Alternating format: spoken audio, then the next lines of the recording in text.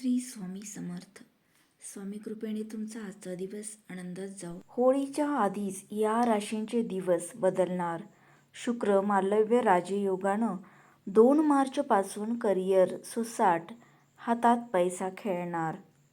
शुक्र ग्रहाला संपत्ती, प्रेम, विवाह आणि आरामासाठी जबाबदार मानले जाते. असे म्हटले जाते की ज्यांच्या कुंडलीत शुक्र ग्रह मजबूत असतो त्यांना भौतिक सुखसोयी आणि आर्थिक स्थिरता मिळते. म्हणूनच शुक्राच्या राशी बदलाचे परिणाम सर्व 12 राशींवर स्पष्टपणे दिसून येतात. शुक्र ग्रह अंदाजे दर 26 दिवसांनी आपले राशी चिन्ह बदलतो. सध्या तो कुंभ राशीत आहे, परंतु 2 मार्च 2026 रोजी पहाटे 1:01 तो मीन राशीत प्रवेश करेल आणि 26 मार्चपर्यंत तिथेच राहील. महत्त्वाचे म्हणजे मीन राशीला शुक्राचे उच्च राशी मानले जाते.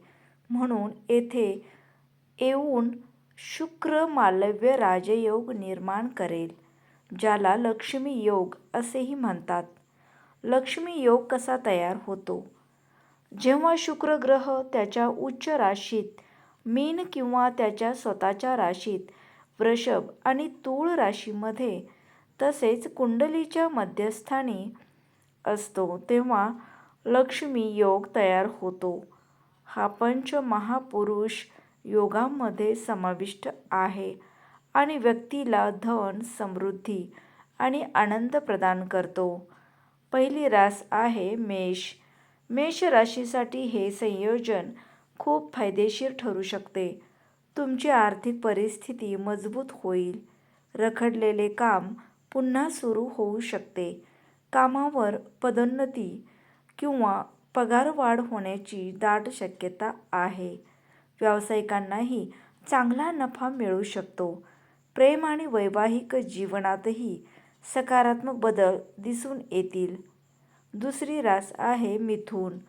मिथुन राशीच्या लोकांसाठी हा काळ जलद करिअर प्रगतीचा असू शकतो.